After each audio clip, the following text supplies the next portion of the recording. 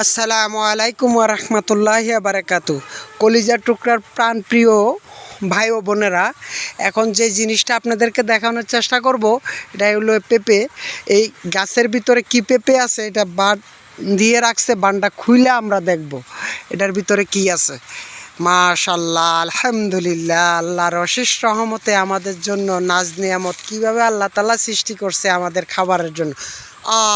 মা, এই দেখেন পেঁপে গাছে পেকে রয়েছে, অলরেডি পেঁপেটারে পাকিয়ে খেয়ে ফেলছে। দেখেন এই জিনিসটা, দেখেন এই সিনটা দেখেন।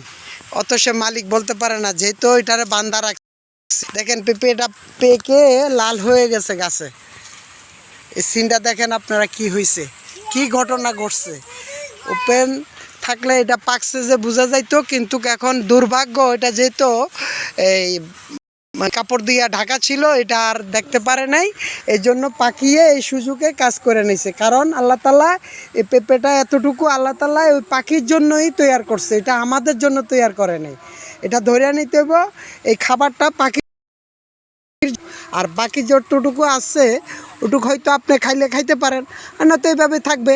এটা গাছের মালিক ডিসিশন নিবে এটারে কি করবে। যাও, কাজকে যতটুকু আমি দেখানোর চেষ্টা করলাম। এই যে দেখেন টাটকা পেঁপে, আল্লাহ তাআলা আমাদেরকে কি সুন্দর করে এই নাজ নিয়ামত সৃষ্টি করে রাখছে। আজ এই পর্যন্তই, আল্লাহ হাফেজ।